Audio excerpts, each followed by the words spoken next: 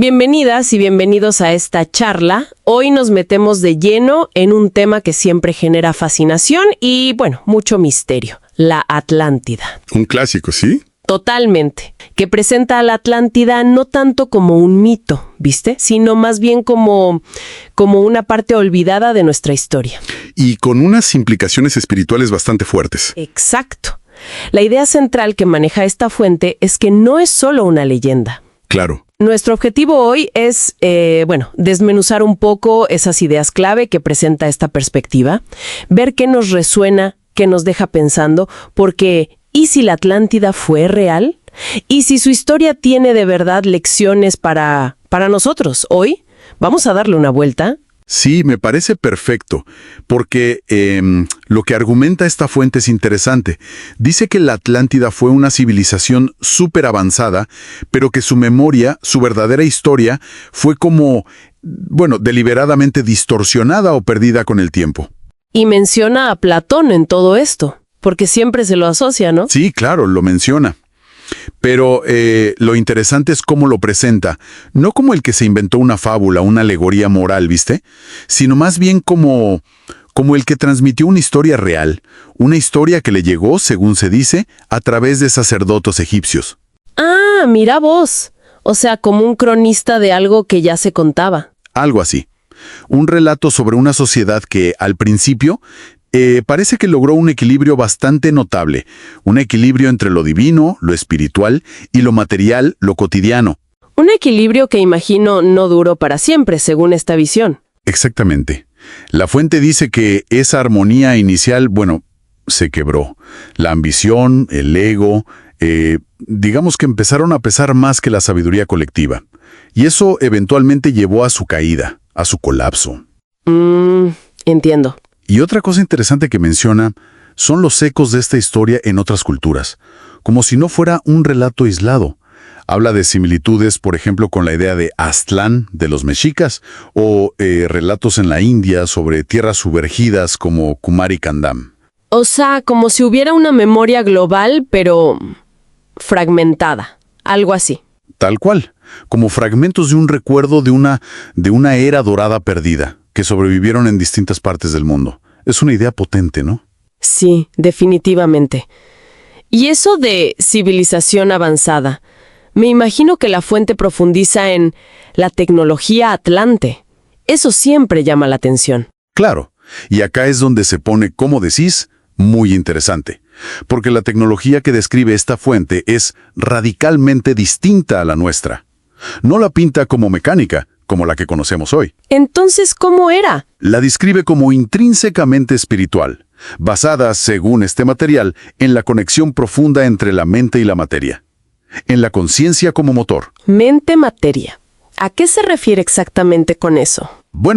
Habla del uso de cristales, por ejemplo, pero no como simples adornos o joyas. ¿Sino como qué? Como herramientas conscientes, como si pudieran almacenar, enfocar y dirigir energía. Imagínate. También menciona mucho el sonido, la vibración y lo que llama geometría sagrada. ¿Geometría sagrada? ¿Patrones universales, algo así? Exacto. Patrones que considera fundamentales en la estructura misma de la creación. Y dice que los atlantes aplicaban estos principios, sonido, vibración, geometría, para generar energía, para la sanación, para mantener la armonía en su entorno. ¡Wow! O sea, nada de cables, ni petróleo, ni... La idea central que transmite es la de resonancia interna. Influir en la materia desde la conciencia, desde adentro, ¿entendés? No tanto con máquinas externas complejas como hacemos nosotros ahora. Es un paradigma completamente diferente. ¿Y da ejemplos más concretos de cómo se manifestaba eso? Digo, más allá de los cristales. Sí. La fuente se anima a interpretaciones bastante audaces, la verdad. Por ejemplo, sugiere que las pirámides, no solo las egipcias, sino estructuras similares en otras partes, podrían haber funcionado como centrales energéticas. ¿Centrales energéticas? Como las nuestras. No exactamente. Más bien como resonadores o amplificadores de energías telúricas y cósmicas, digamos. Y menciona los obeliscos, por ejemplo, como si fueran enormes diapasones. ¿Diapasones para qué? Para armonizar frecuencias en un área grande, para mantener un equilibrio vibracional, por así decirlo. Es una visión que contrasta muchísimo con nuestra dependencia actual de la tecnología externa, ¿no? Totalmente.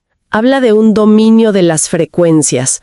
Eso suena muy avanzado, casi a ciencia ficción, pero desde otro lugar. Sí, sugiere un dominio de lo que llama manipulación de frecuencias, pero en un sentido que parece ir más allá de lo que entendemos hoy por ondas electromagnéticas o sonido, capaz algo más ligado a la conciencia misma. Pero bueno, si tenían toda esta capacidad, esta tecnología tan integrada, ¿qué salió mal? Mencionaste la ambición, el ego. Exacto. Ahí está el nudo del relato. Esta capacidad tan avanzada, según cuenta la fuente, se corrompió. El deseo de poder, de control, parece que superó al propósito original de usar esa tecnología para la armonía y el bien común. El eterno problema humano parece. Tal cual. Y la fuente menciona una división interna muy fuerte. A veces hace referencia a lecturas psíquicas, como las de Edgar Cayce, ¿viste? Que hablan de dos facciones principales con ideologías opuestas. Dos facciones. ¿Cómo cuáles? Los llaman los hijos de la ley del uno y los hijos de Belial. Los primeros estarían enfocados en la unidad, en el servicio, en mantener esa conexión espiritual. ¿Y los otros? Y los hijos de Belial, más orientados hacia el materialismo, hacia el uso de esa tecnología para la manipulación, para el control, para el beneficio propio. Este conflicto interno, esta lucha de energías, por decirlo así, es lo que se presenta como la causa raíz del colapso final. Un conflicto energético interno. ¡Qué interesante! Y acá, justo acá, es donde la fuente traza el paralelo más directo y, la verdad, más inquietante con nuestra época actual. A ver. ¿Cómo sería esa conexión? Bueno, plantea una comparación. Nuestro propio y enorme poder tecnológico actual, que avanza a una velocidad impresionante, ¿no? Pero avanza a la par nuestra sabiduría ética, nuestra conciencia espiritual para manejarlo responsablemente. Uf, esa es la gran pregunta, ¿no? Exacto. La fuente habla de la manipulación de energías en nuestro tiempo, ya sea energía física, nuclear, pero también la información, la genética, la biología sintética. Manipulamos cosas muy poderosas, a veces sin tener plena conciencia de las consecuencias a largo plazo, o sin un marco ético sólido y universalmente aceptado. Es verdad. Vivimos en una era de poder tecnológico sin precedentes.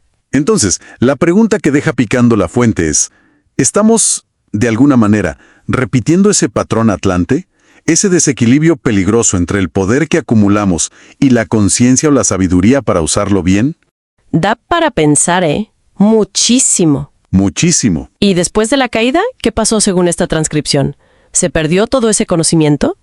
No del todo, según sugiere. Plantea que hubo supervivientes, grupos que lograron escapar del cataclismo, digamos, y que intentaron preservar fragmentos de ese saber ancestral. ¿Y cómo lo hicieron? Habla de la fundación de lo que llama escuelas de misterios en diferentes partes del mundo. Menciona Egipto como un ejemplo clave, donde esta sabiduría se habría codificada. ¿Codificado cómo? ¿En jeroglíficos? Sí, en símbolos, en mitos, en la propia arquitectura sagrada. Las pirámides, los templos, todo tendría capas de significado que resguardan ese conocimiento antiguo. Una sabiduría que, según esta narrativa, fue después ocultada, malinterpretada o directamente desacreditada por imperios posteriores, por religiones organizadas. ¿Con qué objetivo? ¿Por qué ocultarlo? El objetivo, según esta perspectiva, sería mantener a la humanidad desconectada de su supuesto potencial inherente, de esa conexión espiritual profunda que los atlantes, en su mejor momento, habrían encarnado. Mantenernos en la idea de que somos limitados. Eso es fuerte. ¿Un encubrimiento deliberado? De hecho, la fuente va más allá. Argumenta que el encubrimiento más efectivo no fue tanto quemar libros o destruir templos, sino que ha sido psicológico. Psicológico. ¿Cómo? Convencernos colectivamente de que somos seres ordinarios, materiales, limitados, separados de cualquier fuente de poder o sabiduría interior profunda. Esa idea internalizada sería la mayor barrera. La creencia limitante como prisión. Exactamente. E incluso llega a sugerir la idea de almas reencarnadas de esa época atlante. Personas que hoy quizás se sienten diferentes, muy sensibles, muy intuitivas, como que no encajan del todo en el mundo moderno. Personas que se sienten atraídas por lo antiguo, lo esotérico, quizá. Sí, justo eso. Atraídas por conocimientos antiguos, por la espiritualidad, por la sanación. La fuente propone ver esa sensibilidad, esa sensación de no pertenecer del todo, no como una debilidad o un problema, Sino, ¿como qué? sino como un posible eco, una memoria ancestral que está despertando en ellas, una resonancia con ese pasado. Qué perspectiva interesante para quienes se sienten así, ¿no? Verlo como una fortaleza, como una conexión. Totalmente. Cambia la mirada sobre uno mismo. Entonces, si juntamos todo esto, ¿qué significaría un retorno de la Atlántida desde esta visión? Obviamente, no que la isla emerja del océano mañana. Claro, no. No se trata de eso, según la fuente. Lo plantea de una manera mucho más sutil, más interna. Habla de un retorno vibracional. Vibracional. ¿Qué sería eso? Sería como un despertar. Un despertar de la conciencia tanto a nivel individual como eventualmente colectivo. Un regreso a esa frecuencia, por llamarla de alguna manera. La frecuencia de la Atlántida en su apogeo. Exacto.